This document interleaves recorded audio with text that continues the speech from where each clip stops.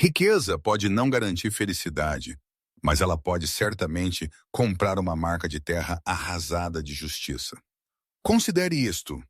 Uma mulher sacrifica uma herança de US$ 1 bilhão por amor, escolhendo uma vida simples sobre uma dinastia. 10 anos depois, ela acorda para uma casa vazia, sem marido e filhos desaparecidos. Apenas uma ordem judicial congelando seus bens e uma mensagem de texto de uma mulher chamada Tiffany. Isso não é apenas um término, é uma demolição. Contudo, seu ex-marido esqueceu um detalhe crucial. Ela pode ter escolhido pobreza, mas seu sobrenome era ainda Harrington. E quando você rouba filhos de um Harrington, você não apenas é processado, você é possuído, literalmente. O silêncio na cozinha foi o primeiro aviso, embora Gina não o reconhecesse na época. Usualmente às 7h45 da manhã em uma terça-feira, a casa dos Sterling era uma sinfonia caótica de ruídos caóticos. Deveria ter havido o morrer da máquina de café expresso, o baque dos tênis de Noah atingindo o piso de madeira enquanto ele procurava por suas caneleiras perdidas. E a negociação aguda de Emma, de 7 anos, tentando convencer seu pai que um tutu era traje apropriado para um teste de matemática. Mas hoje, havia apenas o zumbido da geladeira. Gina desceu as escadas, amarrando a faixa de seu roupão de seda, esperando ver Jason franticamente passando manteiga na torrada. "Jason, você os levou para a escola cedo?" Ela chamou, sua voz ecoando ligeiramente no corredor. Não houve resposta. Ela moveu-se para a cozinha. O balcão, usualmente com papéis de permissão espalhados e dever de casa meio feito, estava intocado. Demasiado intocado. Parecia uma casa de exposição, limpa e estéril. Um único envelope branco estava no centro da ilha de granito. Seu estômago deu uma virada lenta e nauseante. Era aquele sentimento, o instinto primal que antecede a lógica. É o sentimento de um predador por perto ou o chão prestes a ceder. Ela caminhou em direção ao envelope. Tinha seu nome, Gina, escrito nele na caligrafia arquitetônica nítida de Jason. Ela o rasgou. Dentro não era uma nota de amor. Não era um lembrete para pegar a lavagem a seco. Era uma única folha de papel presa a um grosso maço de documentos legais. "Gina, eu levei as crianças para a casa da minha mãe por alguns dias. Não tente vir buscá-los.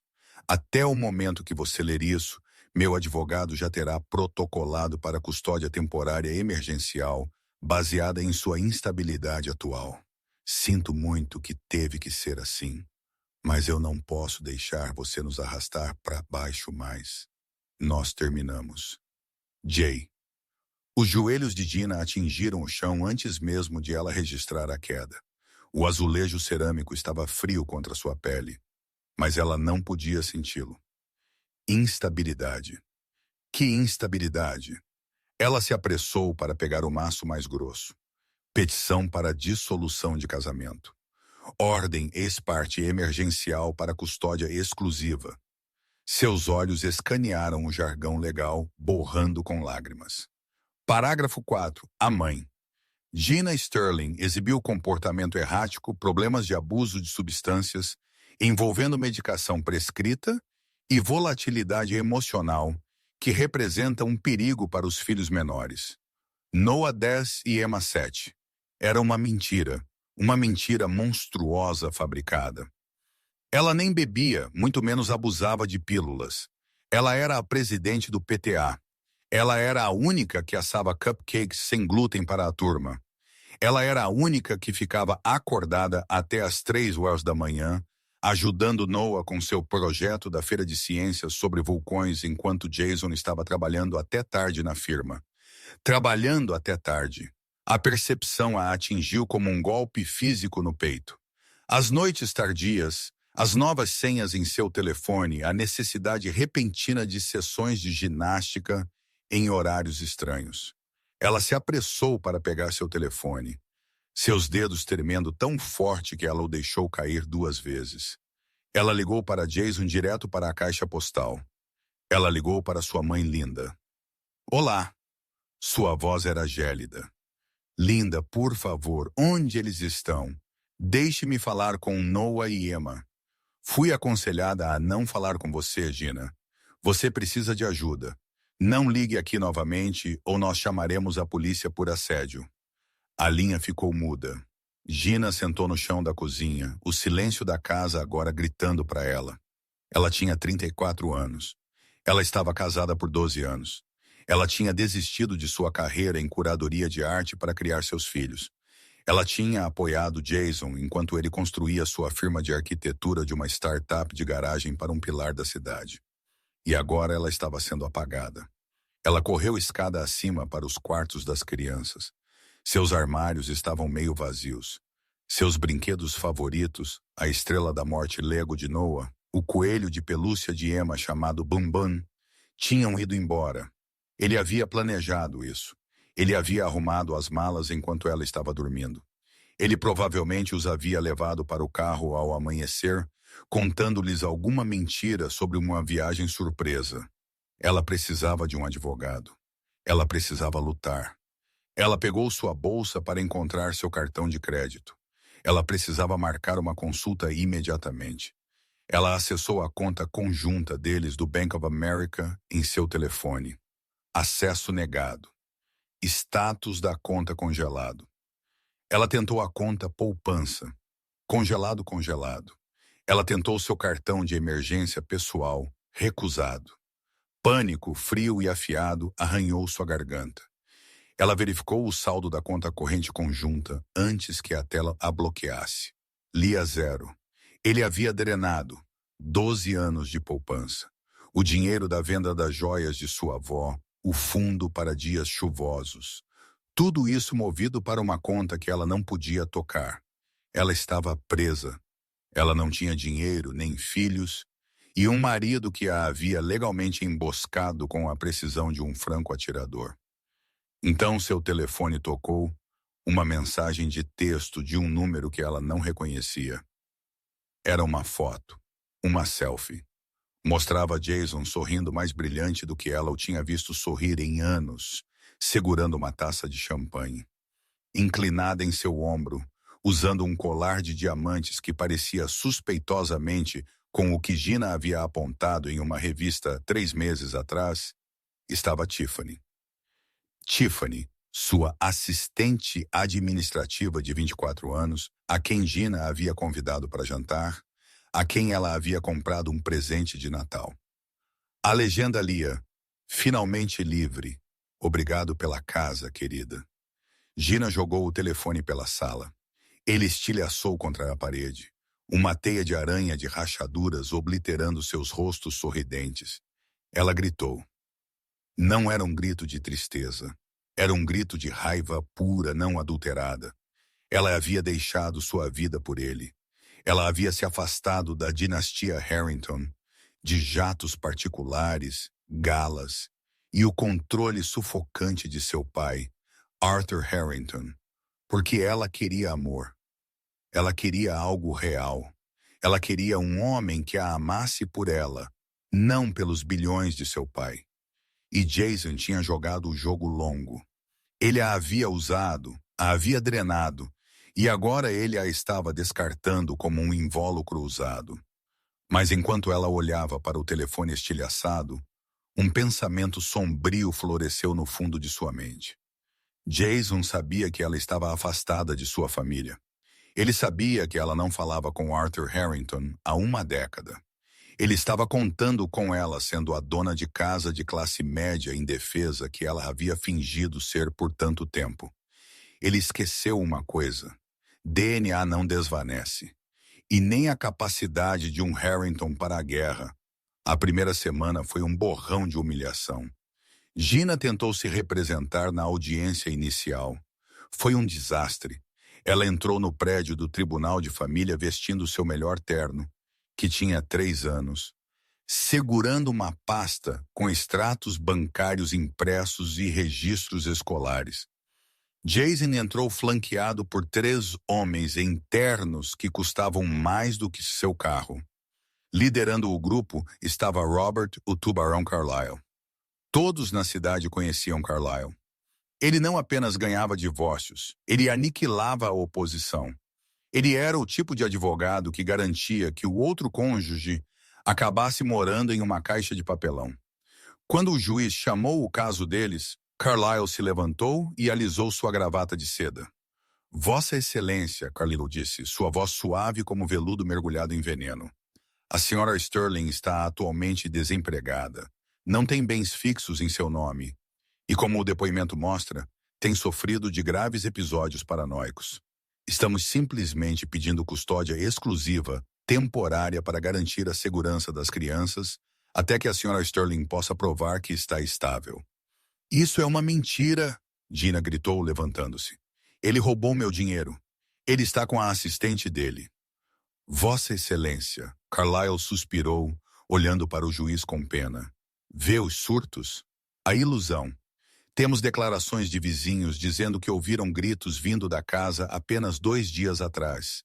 Sim, o grito quando ela viu a foto de Tiffany. Eles estavam transformando sua dor em loucura. O juiz, um homem com aparência cansada, chamado juiz Reynolds, olhou para ela por cima de seus óculos. Senhora Sterling, sem aconselhamento legal, não posso aconselhá-la a falar.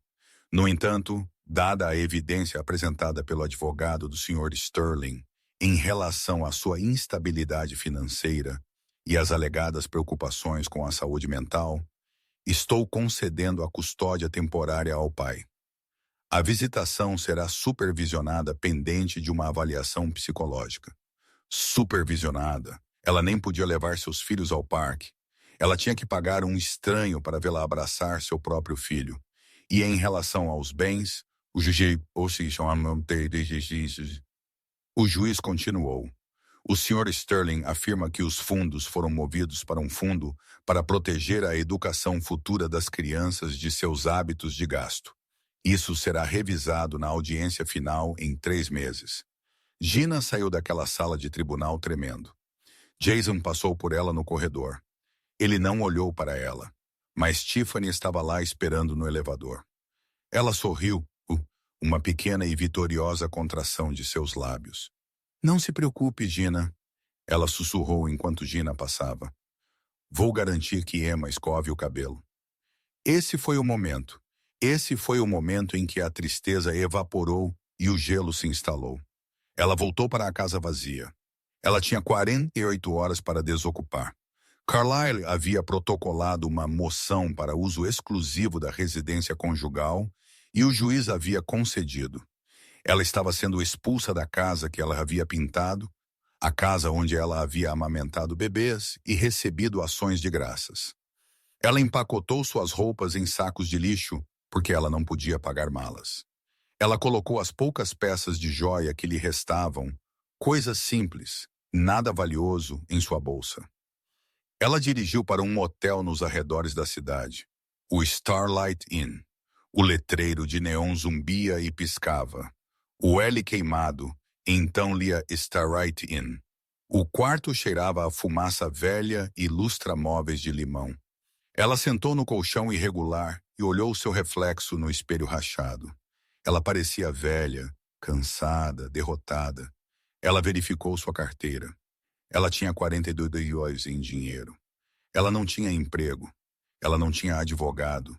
Ela não tinha casa. Jason havia calculado isso perfeitamente. Ele sabia que ela tinha muito orgulho para pedir ajuda. Ele sabia que ela havia rompido laços com seu pai quando ela tinha 22 anos, porque Arthur Harrington havia dito a ela: aquele rapaz é um caçador de fortunas, Gina. Se você se casar com ele, você o faz sem um centavo do meu dinheiro. Ela havia gritado com seu pai. Ela disse a ele que ele era um velho tirano cínico. Ela disse a ele que o amor importava mais do que seu império. Ela saiu e nunca olhou para trás. Ela mudou seu nome, viveu simplesmente e provou que ele estava errado. Ou assim ela pensou.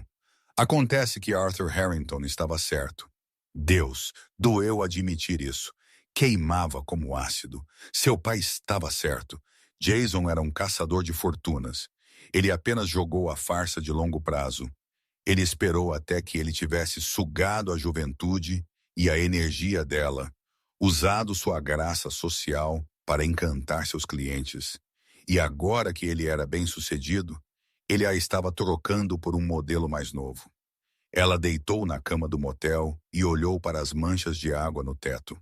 Ela podia desistir. Ela podia conseguir um emprego como garçonete e viver neste motel e ver seus filhos por 2 horas aos sábados, sob o olhar vigilante de uma assistente social nomeada pelo tribunal. Ou ela podia fazer a coisa mais difícil que ela já havia feito. Ela podia pegar o telefone. Ela pegou seu celular rachado. Seu polegar pairou sobre os contatos. Ela não tinha o número dele salvo. Ela não precisava. Estava gravado em sua memória. O mesmo que seu número de segurança social. Eram 11 p.m. Ele estaria em seu escritório bebendo um whisky single malt, lendo os relatórios do mercado asiático. Ela discou. 1 toque, 2 toques, 3 toques. Residência Harrington. Uma voz britânica nítida atendeu. Era Jenkins, o mordomo que estava lá desde que ela era um bebê. O som de sua voz quase a quebrou. Jenkins, ela grasnou. É Gina. Silêncio. Um silêncio longo e pesado. Senhorita Gina, a voz de Jenkins perdeu seu tom profissional. Ela tremeu. É verdadeiramente você? Sim, Jenkins. Ele está acordado? Ele está na biblioteca, senhorita. Aguarde, por favor. A música de espera era clássica. Vivaldi, claro. Seu coração martelava contra suas costelas, como um pássaro preso. E se ele desligasse? E se ele dissesse a ela, eu te avisei? E se ele não se importasse mais? A linha clicou. Gina. Sua voz era mais velha, mais áspera, mas tinha aquele mesmo timbre de comando que costumava fazer CEOs tremerem. Não era calorosa, mas não era raivosa. Estava apenas esperando. Pi, ela sussurrou, e a palavra pareceu estranha em sua língua. Já se passaram 10 anos, Gina. Você não ligou nos aniversários. Você não ligou no Natal. Por que você está ligando agora? Ela respirou. Ela podia mentir. Ela podia conversar fiado. Não, Harringtons não conversavam fiado. Eles faziam negócios. Ele os pegou, pai, ela disse, sua voz falhando. Ele pegou as crianças. Ele congelou as contas. Ele está com uma de 24 anos. Ele contratou Robert Carlyle e eles me chutaram para fora da minha casa. Eu estou em um motel na Rota 9 e tenho 42. Silêncio do outro lado. Silêncio absoluto total. Esticou-se por 10 segundos. 20. Pai, ela sussurrou, o medo a dominando. Carlyle? Arthur perguntou apenas o nome. Sim, Robert Carlyle. E o marido, Jason, ele me armou, ele me pintou como instável. Ele levou Emma e Noah. Ela ouviu o som de vidro tocando madeira, o som de uma cadeira de couro pesada se movendo. Gina, Arthur disse, sua voz caindo uma oitava, tornando-se algo escuro e terrivelmente calmo. Arrume suas coisas. Jenkins está vindo te buscar. Não fale com ninguém. Pai, eu não posso te pagar de volta. Gina, ele interrompeu. Você é uma Harrington. Nós não somos pegos. Nós não somos descartados. E nós certamente não deixamos mediocridades como Jason Sterling roubar nossa linhagem. Eu sinto muito, pai. Você estava certo. Podemos discutir minha retidão mais tarde. Ele disse, agora mesmo, temos uma guerra para começar. Esteja pronta em 30 minutos. A linha ficou muda. Ela abaixou o telefone, sua mão tremendo. Jason pensou que ele havia esmagado Gina Sterling, a dona de casa. Ele não tinha ideia de que ele havia acabado de acordar Gina Harrington, a herdeira. O carro que parou no Starlight Inn não era uma limusine que teria sido muito conspícua. Era um SUV blindado escurecido. Jenkins desceu parecendo exatamente como ele estava 10 anos atrás, talvez um pouco mais grisalho nas têmporas.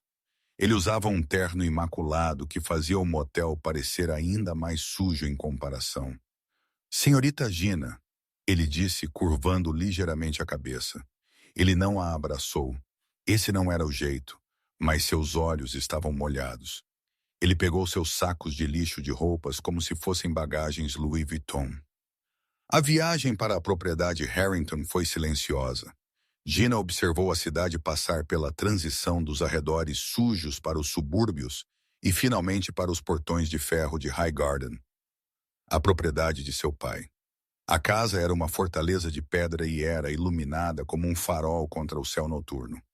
Enquanto ela caminhava pelas maciças portas de carvalho, o cheiro a atingiu: papel velho, cera de abelha e lírios caros. Era o cheiro de sua infância. Seu pai estava de pé no hall de entrada. Arthur Harrington tinha 72 anos, mas ele estava com a postura de um general. Ele se apoiava em uma bengala com uma alça de cabeça de lobo prateada. Ele usava um casaco de veludo de fumar. Seu rosto estava marcado, seus olhos afiados azul aço. Ela parou a 10 pés dele. Ela se sentiu como uma criança novamente, esperando ser repreendida por um boletim ruim. Você parece magra. Ele limpa-lhe a garganta, disse. Era uma acusação. Eu não tenho comido muito, ela admitiu. Ele assentiu. Ele bateu sua bengala no chão de mármore. Jason Sterling, arquitetura, firma de segundo escalão. Principalmente renovações residenciais e contratos comerciais menores. Patrimônio líquido aproximadamente 4 milhões, principalmente ilíquido. Isso está correto? Ela piscou. Eu acho que sim. Como você sabe? Eu tenho uma equipe elaborando um dossiê sobre ele desde que você desligou o telefone, Arthur disse casualmente. Nunca entre em uma batalha sem conhecer o terreno. Ele se virou e caminhou em direção à biblioteca. Venha, temos trabalho a fazer. Ela o seguiu. A biblioteca era vasta, paredes forradas com livros que valiam mais do que toda a firma de Jason. Sentada na mesa de mogno, estava uma mulher que ela não reconhecia. Ela era perspicaz, usava óculos, digitando furiosamente em um laptop. Esta é a senhora Vance, seu pai disse. Ela é minha chefe de estratégia legal para as indústrias Harrington. Olá, senhorita Harrington, ela disse sem olhar para cima. Eu já peguei os registros do tribunal. É uma estratégia de divórcio agressiva padrão. Robert Carlyle está usando a tática de choque e pavor, congelando bens, alegando instabilidade mental, isolando a vítima. Ele vence 94% de seus casos porque o cônjuge oposto fica sem dinheiro antes do julgamento. Ele tem meus filhos, Gina disse, sua voz tremendo. Não por muito tempo, seu pai disse. Ele serviu um copo de água e entregou a ela. Aqui está a situação, Gina. Você quer processá-lo pela custódia. Você quer metade dos bens. Essa é a maneira pedestre. Isso leva anos. Eu não me importo com o dinheiro. Eu só quero Noah e Emma. Você os terá, Arthur retrucou. Mas você não pode lutar contra um tubarão como Carlyle com uma vara de pescar. Você precisa de uma rede, um jantar muito caro. Ele sentou atrás de sua mesa e curvou os dedos. Eu fiz algumas ligações esta noite. Robert Carlyle é o sócio sênior da Carlyle Evans e Tate. É uma firma boutique altamente lucrativa, mas pequena. Ele é o melhor do estado, Gina disse. Jason disse que ninguém pode vencê-lo. Arthur sorriu. Não era um sorriso gentil. Era o sorriso de um lobo olhando para um coelho ferido. Gina, lição número 1 de ser um Harrington. Todos têm um preço e todos têm um chefe. Ele é dono da firma, pai. Ele não tem um chefe. Todos têm um chefe, Arthur repetiu. Às vezes é o banco, às vezes é o arrendatário, às vezes são os clientes. Ele olhou para a senhora Vance. Qual é o status do contrato de locação do prédio de escritórios de Carlyle no centro da cidade? A senhora Vance tocou uma tecla. O prédio é de propriedade da Bewildered Holdings. O contrato de locação para Carlyle Evans e Tate está para ser renovado em 6 meses, mas há uma cláusula que permite a rescisão antecipada se o prédio mudar de proprietário e for reaproveitado para uso industrial. Arthur assentiu. Comprar o prédio? A mandíbula de Gina caiu. Pai, o quê? Compre o prédio. Arthur disse, acenando com a mão como se estivesse pedindo almoço. Amanhã de manhã, oferta em dinheiro. 20% acima do valor de mercado. Feche até o meio-dia. Sim, senhor, a senhora Vance disse digitando. Pai, você não pode simplesmente comprar um arranha-céu para despejar o advogado do meu marido. Não estou despejando-o, Arthur disse inocentemente. Estou apenas me tornando o senhorio dele. Isso facilita as negociações. Ele se voltou para a senhorita Vance. Agora, a própria firma, Carlyle, Evans e Tate, eles representam quem? Principalmente indivíduos locais de alto patrimônio. Correto. Sim, senhor. Seu maior contrato é com o grupo de construção monolítico Apex Construct. Ah! Os olhos de Arthur se iluminaram. Apex. Eu jogo golfe com o CEO de sua empresa-mãe. Coloque-o no telefone pela manhã. Diga a ele que a Harrington Industries está considerando aquela joint venture que ele tem implorado, mas temos preocupações sobre os padrões éticos de sua representação legal. Pai, Gina interrompeu levantando-se. Isso é insano. Você vai destruir uma firma de advocacia inteira só para me ajudar a conseguir um divórcio. Arthur se levantou e pela primeira vez seu rosto suavizou. Ele contornou a mesa e parou na frente dela. Ele estendeu a mão e colocou uma mecha de cabelo atrás da orelha dela. Um gesto que ele não fazia desde que ela tinha 6 anos. Gina, ele disse suavemente, você escolheu o amor. Você escolheu ser normal. E veja onde isso te levou. Um quarto de motel e um coração partido. Ele agarrou os ombros dela. Você é minha filha. Você é uma Harrington. Nós não imploramos por justiça. Nós a ditamos. Jason Sterling queria uma guerra, tudo bem. Mas ele trouxe uma faca para um impasse nuclear. Ele a olhou diretamente nos olhos. Amanhã vamos ao tribunal. Mas você não estará indo como Gina Sterling, a dona de casa instável. Você estará indo como Gina Harrington. E você não estará contratando um advogado. Eu não estarei. Não, Arthur sorriu. Por que contratar um advogado quando você pode comprar a firma de advocacia? Limpa a garganta. Gina acordou na manhã seguinte em uma cama que custava mais do que seu primeiro carro. Os lençóis eram de algodão egípcio, 1000 fios, cheirando a lavanda. Por um segundo, ela esqueceu. Ela estendeu a mão para Jason. Sua mão atingiu o espaço frio e vazio. A memória das últimas 48 horas desabou sobre ela como um maremoto.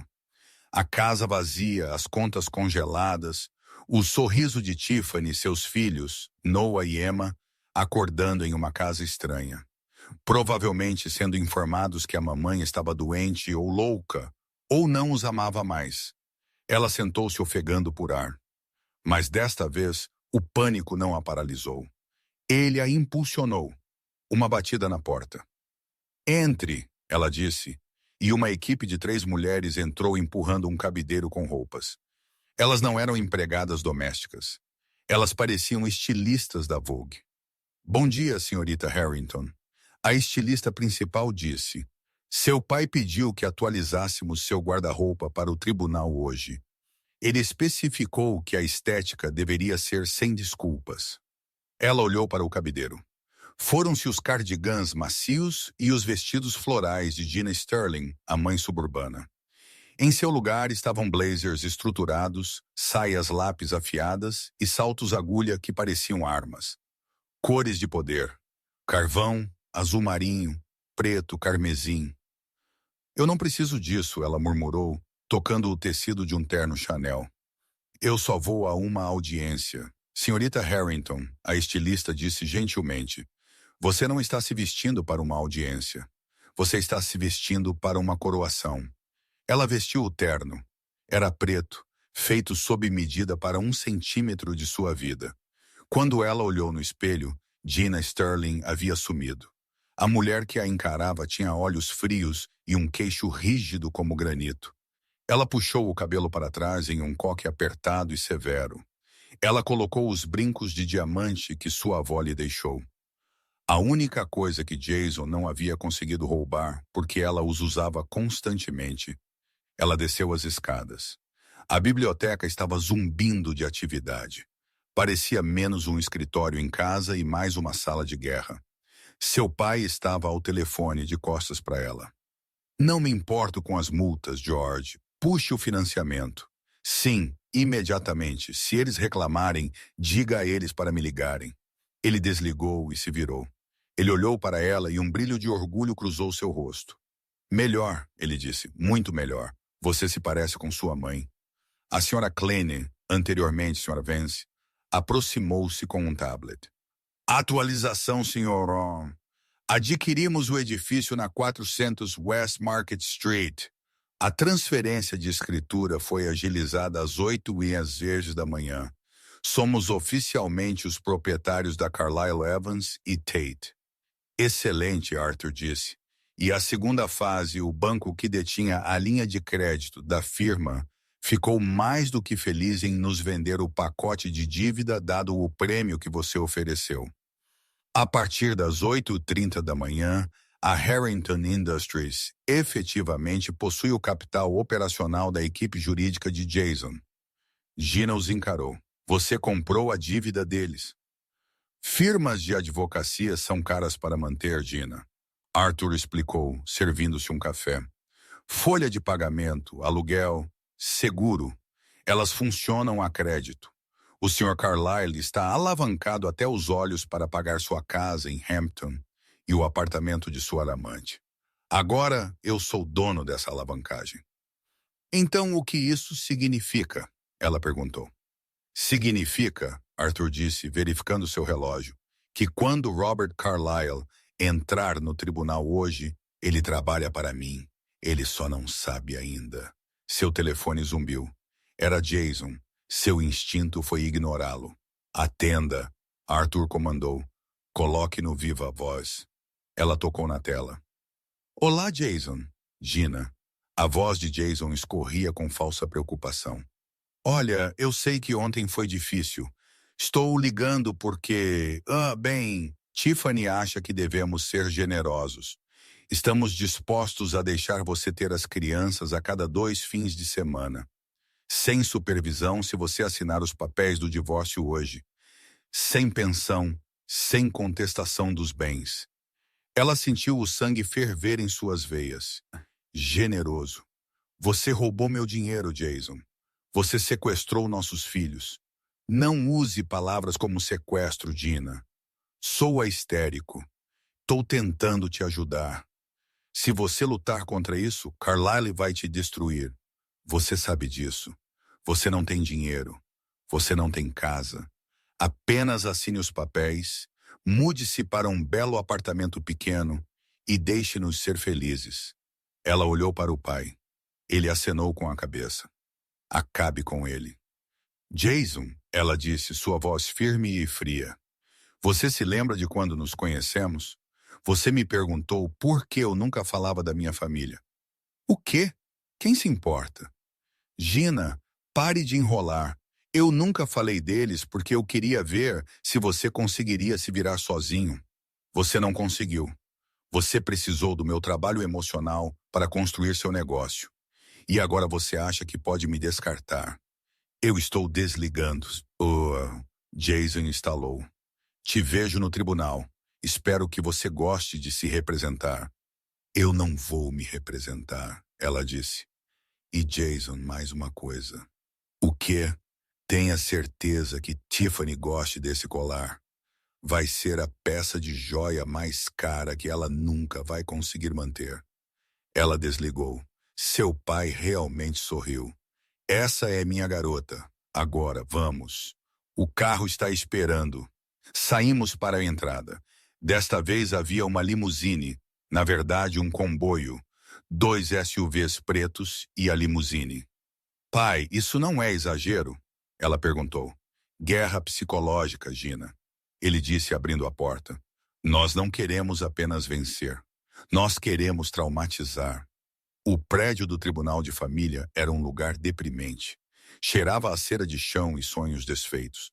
Usualmente as pessoas entravam com a cabeça baixa, arrastando papéis, parecendo derrotadas. Quando o comboio Harrington parou na calçada, o tráfego parou. Gina saiu da limusine flanqueada por 2 seguranças e seu pai. Os paparazzi não estavam lá.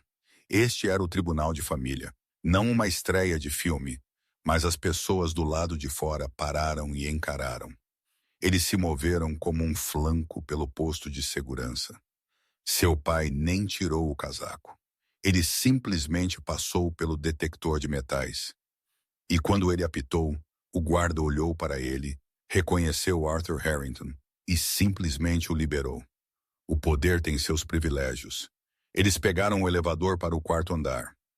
Departamento 12, Juiz Reynolds. Eles caminharam em direção às portas do tribunal. Ela os viu através do vidro. Jason estava sentado à mesa do réu, parecendo relaxado. Ele estava rindo de algo que Tiffany estava sussurrando em seu ouvido.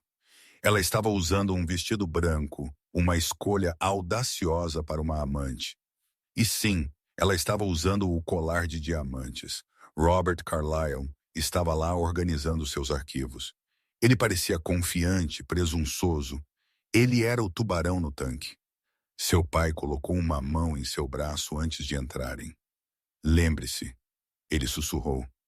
Você não olha para Jason. Você olha através dele. Ele é mobília. Ele é irrelevante. O oficial de justiça abriu as portas. Todos de pé. O oficial de justiça chamou, embora o juiz ainda não tivesse entrado. Ele chamou porque Arthur Harrington havia entrado. A sala ficou em silêncio mortal. Jason se virou. Seu sorriso vacilou. Ele semicerrou os olhos, tentando processar o que estava vendo. Ele a viu. Gina, a esposa que ele pensava estar desamparada, vestindo um terno de $5.000, parecendo uma CEO. Então ele viu o homem ao lado dela. O rosto de Jason ficou da cor de leite coalhado. Ele sabia quem era Arthur Harrington. Todos na cidade sabiam, mas ele nunca o tinha conhecido.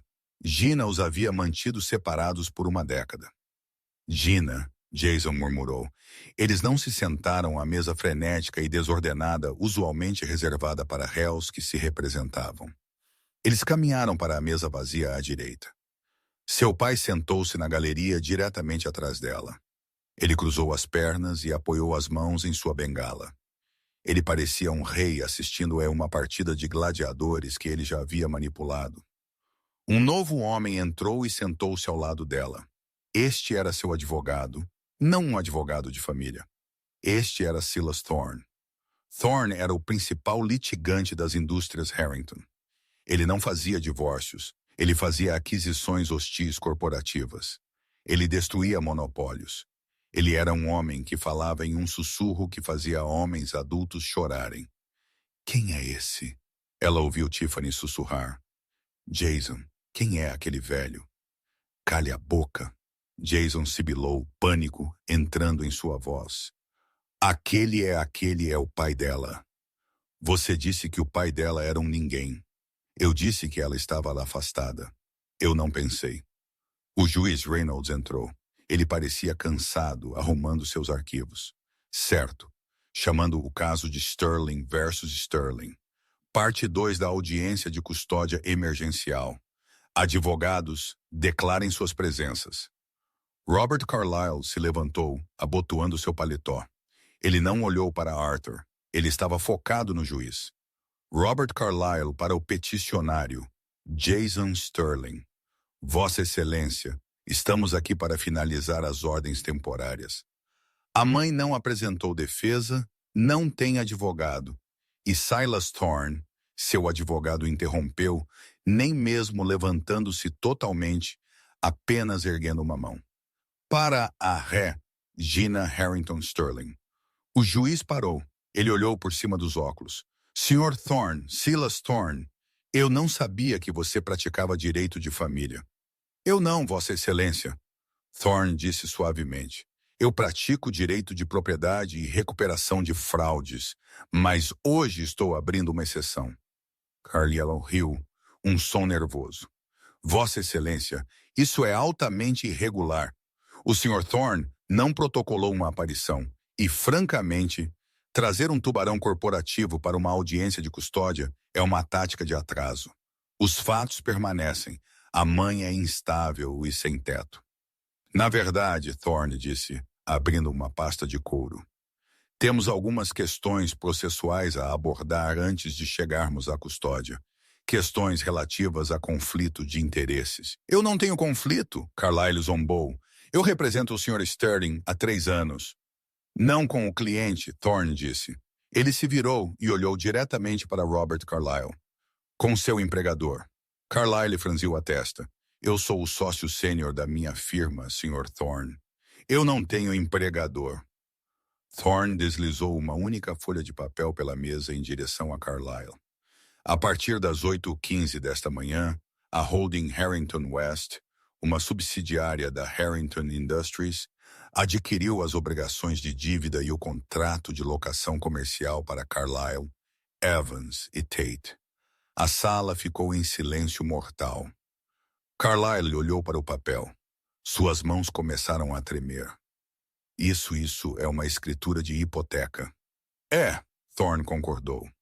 E se você olhar a cláusula dentro do 4B, o credor, que somos nós, tem o direito de exigir o reembolso imediato da linha de crédito operacional se a firma se envolver em conduta prejudicial aos interesses do credor. Thorne inclinou-se para a frente. Processar a filha do credor é considerado altamente prejudicial. Jason se levantou. O que está acontecendo? O que isso significa? Sente-se, Jason, Carlyle retrucou. Ele estava suando agora, gotas visíveis de suor em sua testa. Sr. Carlyle, juiz Reynolds disse, parecendo confuso. Você está dizendo que o pai do réu comprou sua firma de advocacia? Ele comprou o prédio e a dívida, Vossa Excelência. Carlyle gaguejou. Isso é coerção. Isso é chantagem legal. É capitalismo, Arthur falou da galeria. Sua voz não era alta, mas ela ecoou em cada canto da sala. E eu acredito, Sr. Carlyle, você tem uma reunião de diretoria em 20 minutos. Sugiro que você verifique seu e-mail. Carlyle pegou seu telefone. Ele deslizou a tela. Seus olhos se arregalaram. Meus parceiros, ele sussurrou. Evans e Tate. Eles votaram. Eles votaram para rescindir sua representação do Sr. Sterling com efeito imediato. Thorne completou. Para salvar a firma da falência, eles decidiram se alinhar com a bússola moral do novo proprietário. Carlyle olhou para Jason. Então ele olhou para Dina. Então ele olhou para o juiz. Vossa Excelência, eu devo me retirar como advogado. O quê? Jason gritou. Você não pode se retirar. Eu paguei $50.000. Eu tenho que... Carlyle gritou de volta, perdendo a compostura. Se eu continuar este caso, eles tomam a firma até o almoço. Estou fora. Carlyle começou a empurrar papéis para sua pasta. Você está sozinho, Jason, Sr. Carlyle. O juiz bateu seu martelo. Você não pode simplesmente sair. Me veja. Carlyle saiu correndo do tribunal, deixando a pesada porta balançando em seu rastro. Jason ficou lá sozinho. O silêncio era ensurdecedor. Ele olhou para o lugar vazio onde seu tubarão costumava estar. Então ele olhou para Tiffany, cuja boca estava aberta. Então, lentamente, ele se virou para olhar para Dina. Ela não era mais a dona de casa instável e chorosa. Ela era Dina Harrington, e ela estava sorrindo. Sr. Sterling, o juiz disse, sua voz dura, parece que você está agora sem representação. Deseja solicitar um adiamento para encontrar um novo advogado? Jason abriu a boca para falar, mas Thorne o interrompeu. Vossa Excelência, antes de conceder um adiamento, temos uma moção de emergência. Já que o peticionário admitiu, em seu protocolo inicial, que ele trabalha longas horas e depende de funcionários para o cuidado infantil, e já que ele está agora atualmente enfrentando uma investigação maciça de fraude em relação à apropriação indevida de bens conjugais. Investigação de fraude, Jason guinchou. Sim, Thorne disse. Temos contadores forenses desmantelando os livros de sua firma enquanto falamos.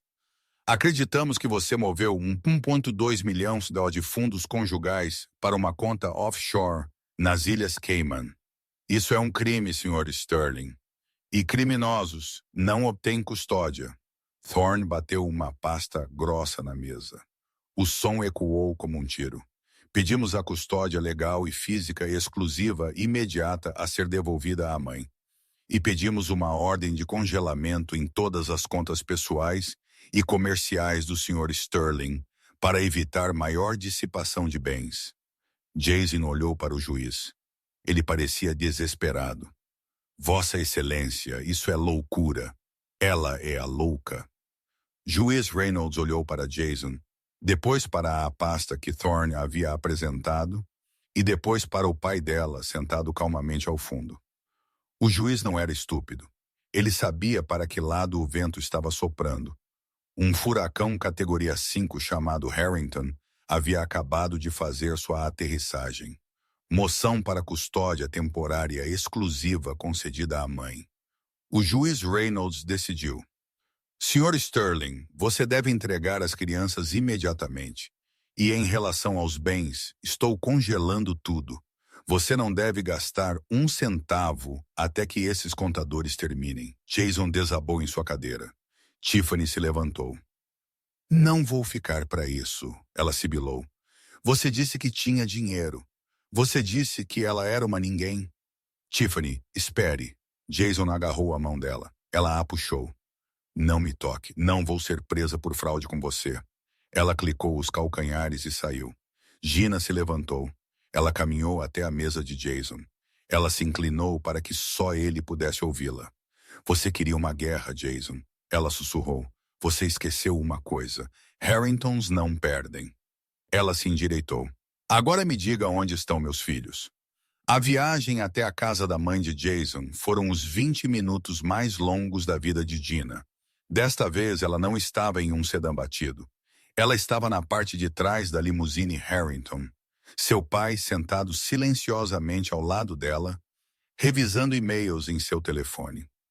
Ele sabia quando falar e quando deixar o silêncio fazer o trabalho.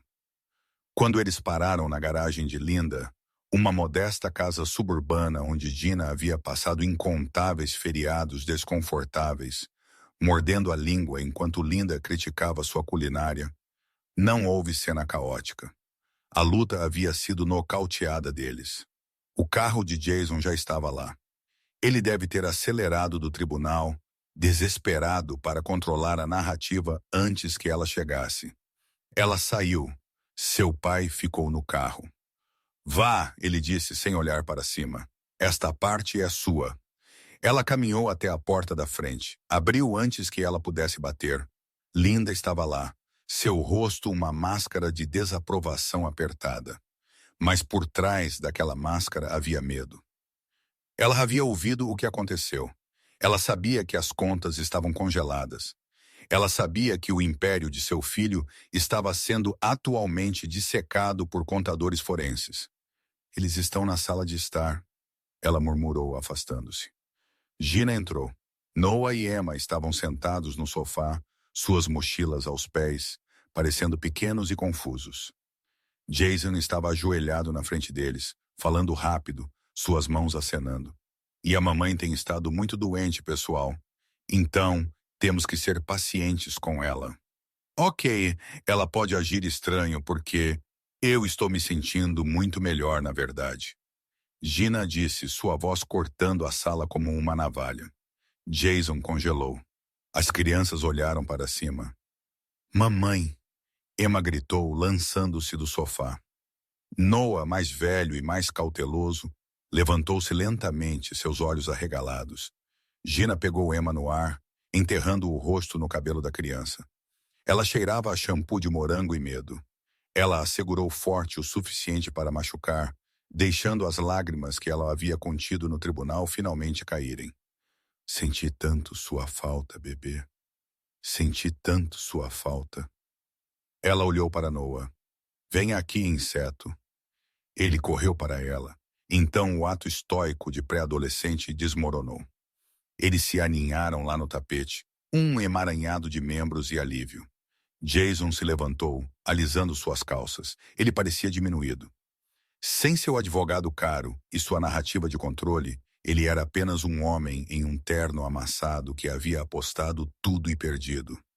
Eu estava apenas dizendo a eles, Jason disse, sua voz tensa, que vamos resolver isso civilmente. Gina se levantou, mantendo as crianças atrás dela. Arrume suas coisas, crianças. Vão para o carro. O vovô está esperando com lanches. Vovô? Noah perguntou, olhos arregalados. Vovô Arthur. Sim, vão. Eles saíram correndo pela porta. Ela se virou para Jason. A sala estava em silêncio. Linda pairava na porta da cozinha, torcendo as mãos. Você acha que venceu?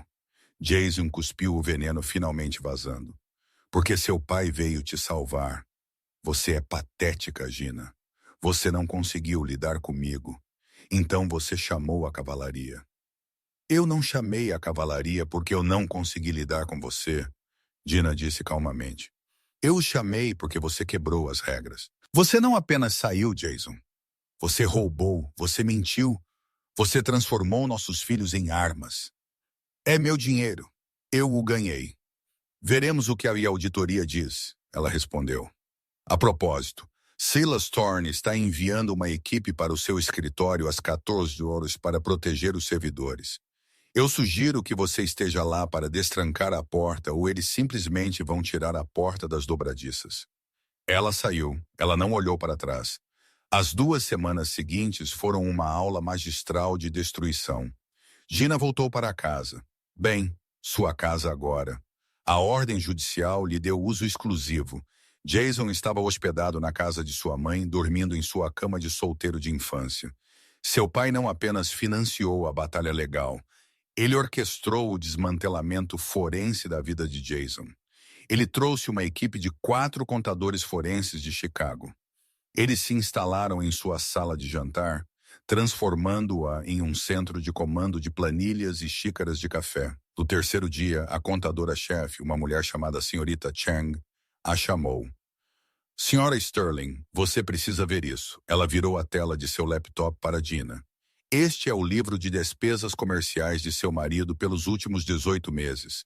Vê estes pagamentos recorrentes para o grupo de consultoria Alfa. Sim, Gina disse. Ele disse que eles eram engenheiros estruturais. Eles não são, a senhora Chang disse secamente. Empresa de fachada, registrada em uma caixa postal em Nevada. O único signatário é Tiffany Miller. Gina sentiu o ar sair de seus pulmões. Quanto no último ano? 240 mil dólares. Ele estava canalizando lucros da empresa. Lucros que são bens conjugais diretamente para sua amante. Ele comprou um condomínio para ela. Ele comprou um arrendamento em um Mercedes para ela. Ele pagou seus empréstimos estudantis. E aqui ela apontou para outra coluna, a conta das Ilhas Cayman. Não era apenas poupança. Ele estava pegando empréstimos contra sua casa, assinatura forjada, a propósito, e movendo o dinheiro para o exterior. Ele estava te alavancando para a falência para financiar seu plano de fuga. Era pior do que ela pensou. Ele não havia apenas deixado de amar. Ele a estava sistematicamente roubando às cegas enquanto dormia em sua cama. Ele estava planejando deixá-la com a dívida enquanto ele navegava para o pôr do sol com Tiffany. O que isso significa legalmente? Ela perguntou. Silas Thorne, que estava encostado na porta comendo uma maçã, respondeu. Significa, Gina, que isso não é mais um divórcio. É um caso rico. Nós o temos por fraude, peculato, falsificação e evasão fiscal. Se entregarmos esta pasta ao promotor distrital, Jason vai para a prisão federal por 10 a 15 anos. Ele deu uma mordida na maçã.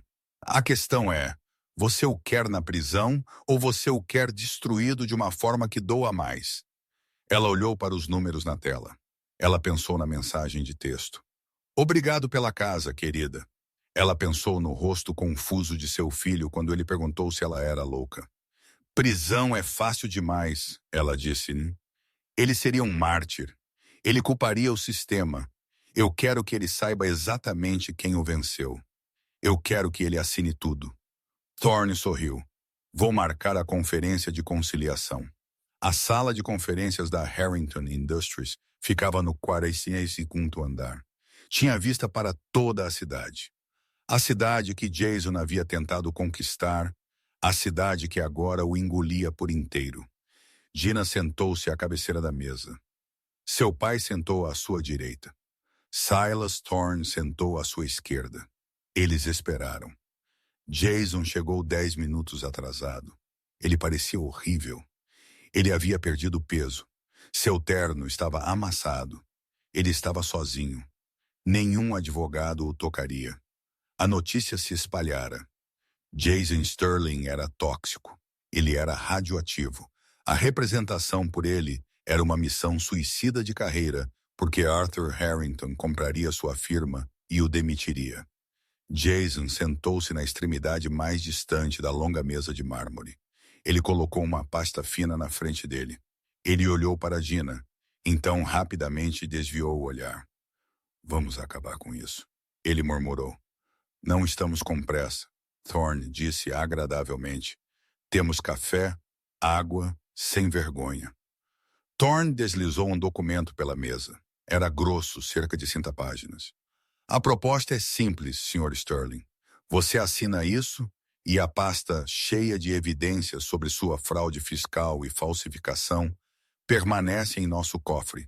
Ela nunca vai para a Receita Federal. Ela nunca vai para o DA. Jason abriu o documento. Ele escaneou a primeira página. Seu rosto ficou pálido. Isso diz que eu desisto de tudo. Correto, Thorne disse. Eu desisto da minha participação na firma. A firma está falida, Jason, Gina falou. Você a esgotou. Ela não tem valor. Nós estamos, na verdade, te fazendo um favor ao tirar a dívida de suas mãos. Eu desisto da casa. A casa que você hipotecou com uma assinatura forjada? Thorne perguntou. Sim, essa é a casa da Gina. E a custódia? A voz de Jason falhou. Custódia exclusiva total para Gina. Eu só recebo. O que é isso?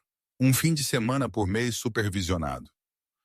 Você tentou sequestrá-los, Jason, Gina disse suavemente. Você provou que é um risco de fuga. Você provou que colocou seu próprio ego acima da estabilidade deles.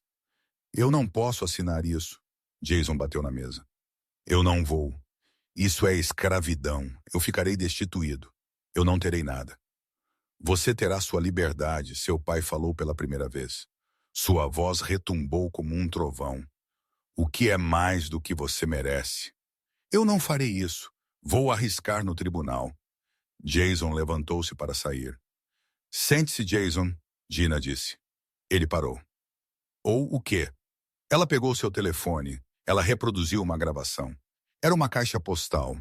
Ei, Tiffany, é o Jason. Olha, não se preocupe com a auditoria. Eu destruí os arquivos da companhia de fachada de Nevada. Eles nunca encontrarão o rastro. Apenas mantenha a boca fechada e estaremos bebendo margaritas em Cabo até o Natal. Ela parou a gravação. A senhorita Cheng encontrou os arquivos triturados na sua lixeira digital. Ela disse. Restaurá-los levou cerca de 10 minutos. Essa caixa postal, combinada com os arquivos restaurados, isso é obstrução da justiça. Isso são 5 anos adicionados à sentença. Jason lentamente sentou-se novamente. Ele olhou para o telefone. Ele olhou para ela. Tiffany te deu aquela caixa postal. Ele sussurrou.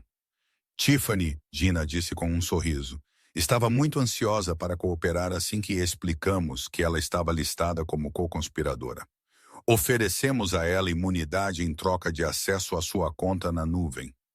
Ela aceitou o acordo, Jason. Ela te vendeu por uma passagem de avião de volta para a casa de seus pais em Ohio. A traição o atingiu mais forte do que o processo. A garota por quem ele destruiu sua família havia se virado contra ele no segundo em que o cartão de crédito parou de funcionar. Jason desabou. Ele colocou a cabeça entre as mãos. Ele começou a chorar. Não lágrimas nobres, soluços feios e ofegantes de um homem que percebeu que as paredes haviam fechado. Por favor, ele implorou. Gina, por favor, Eu construí essa firma do nada. É minha identidade. Não, Gina disse. Eu construí essa firma. Eu hospedei os jantares. Eu projetei o logotipo. Eu gerenciei os livros nos primeiros dias. Eu criei as crianças para que você pudesse trabalhar 80 horas por semana. Você não a construiu, Jason. Nós a construímos. E você a queimou. Ela deslizou uma caneta pela mesa. Era uma caneta de plástico barata. Assine. Ele pegou a caneta. Sua mão tremia tanto que ele mal conseguia escrever. Ele assinou o acordo de custódia. Ele assinou a perda de bens. Ele assinou a admissão de culpa que seria mantida em custódia. Quando ele terminou, ele parecia um fantasma. O que acontece agora? Ele perguntou cavamente. Agora? Gina disse levantando-se. Você vai embora. Você arranja um emprego. Você paga sua pensão alimentícia. E se você algum dia tentar me minar ou machucar essas crianças novamente, eu divulgarei as evidências e vou assistir você apodrecer em uma cela. Jason se levantou. Ele andou em direção à porta. Gina. Ele parou no limiar. O quê? Você alguma vez realmente me amou? Ou eu fui apenas uma rebelião contra ele? Ele apontou para o pai dela. Ela olhou para Arthur Harrington, o homem que havia comprado um arranha-céu só para protegê-la. Então ela olhou para Jason, o homem que havia roubado as joias de sua avó. Eu te amei, Jason, Gina disse honestamente. Eu te amei o suficiente para deixar um reino por você, mas você amava o reino mais do que me amava. Ele abaixou a cabeça e saiu. 6 meses depois, Gina entrou no novo espaço da galeria no centro. Era lindo, tetos altos, luz natural, paredes adornadas com peças de vanguarda. A placa na porta lia Sterling e Harrington Art. Ela não havia abandonado o nome dele. Ela o manteve. Era o nome de seus filhos, e ela não ia deixar que ele levasse isso dela também. Ela o havia redefinido. Sterling não significava mais arquiteto fracassado. Significava resiliência. Seu pai entrou, apoiando-se em sua bengala, parecendo crítico como sempre. A iluminação no canto está errada, ele notou. Olá para você também, pai. Gina riu, ajustando uma escultura. As crianças vêm para a inauguração. Noah está trazendo seu time de futebol. Emma está usando um tutu. Vai ser o caos. Bom, Arthur resmungou. Uma casa precisa de caos. Ele caminhou até a janela. Eu soube de Jason. Ela não falava com ele desde o acordo. Ele está trabalhando como gerente de projeto para uma firma de construção em Jersey, ganhando um salário decente, morando em um apartamento tipo estúdio. Ele está? Sim. E ele está vendo as crianças neste fim de semana. Supervisionado. Sim. Ele os leva ao zoológico. Ele está tentando. Acho que atingir o fundo do poço foi a única maneira de ele realmente aprender a ser pai. Talvez, Arthur disse. Ele se virou para ela. Você se saiu bem, garota. Você não apenas venceu. Você governou. Gina olhou pela janela para o horizonte da cidade. Ela não era mais a garota ingênua que fugiu de sua fortuna. E ela não era a dona de casa vitimizada. Ela era Gina. Ela era uma mãe. Ela era uma lutadora. E sim, ela era uma Harrington. Ela tocou o colar em seu pescoço, aquele que Jason havia dado a Tiffany, que ela havia recuperado como parte do acordo. Ela havia derretido a armação e mandado cravar o diamante em um pingente solitário afiado, um troféu. Vamos, pai, ela disse pegando seu braço. Vamos abrir as portas. Eu tenho uma vida para viver. E é assim, meus amigos, que se lida com uma traição. Gina não apenas ficou zangada, ela ficou esperta e ela se vingou. Jason pensou que podia esmagá-la porque ela era gentil. Mas ele esqueceu que gentileza não é fraqueza. Ele acordou um gigante adormecido e pagou o preço final, sua reputação, sua fortuna e seu controle. É um lembrete brutal de que quando você casa com alguém, Você está casando com a família deles também, e é melhor você ter certeza de que não vai cruzar a errada. Gina provou que a melhor vingança não é apenas viver bem, é possuir o prédio onde seu ex-marido trabalha. Se você gostou desta história de justiça servida fria, por favor, clique no botão de curtir. Isso realmente ajuda o canal a crescer. E se você quiser mais histórias sobre trapaceiros recebendo exatamente o que merecem, certifique-se de se inscrever e ativar as notificações. Deixe-me saber nos comentários. Você teria enviado Jason para a prisão ou deixá-lo sem nada foi um castigo melhor? Eu te vejo no próximo vídeo.